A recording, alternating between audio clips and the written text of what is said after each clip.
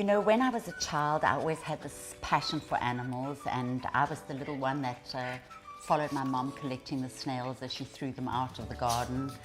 So they've always been in my life, and I've always had a pet.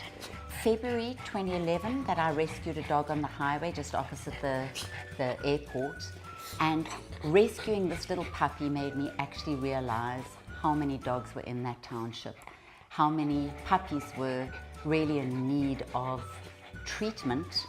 And driving that puppy to the vet, I just decided there's got to be a bigger difference. 250 Rand a month wasn't going to help anything. And I thought, well, listen, you've got this fantastic opportunity that you've got your own dance studio, you've got connections in the dance world, you do shows at big theatres, utilize that talent and that connection and make it work for you. So I got all my friends involved that had beautiful dance companies or dance studios, and I said, will you donate a piece?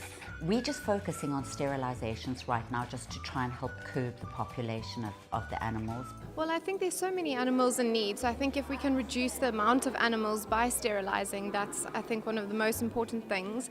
And also to get the community involved, to involve the kids, and to really educate as part of a community initiative, it makes it very worthwhile. Only 80% of our dog population in South Africa never sees a vet, and they're just left to breed, and it's very difficult to educate the people and then sterilize, and the biggest problem is getting funding to do this kind of thing.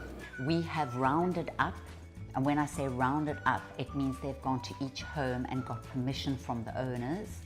They've got a signed affidavit that they can sterilize the dog. They've educated, they've gone in and explained the reasons why.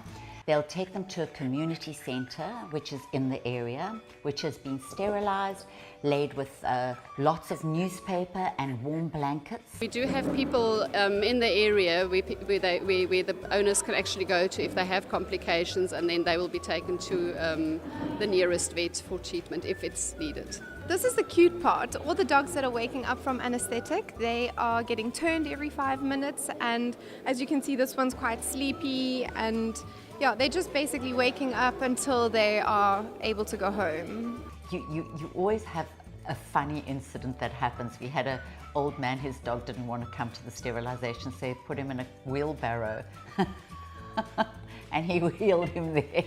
It was very cute. The reception has been absolutely amazing. I think a lot of educating has been going on in this area, and it's very much needed. So the people are just so grateful and are cooperating very nicely, which is a big help.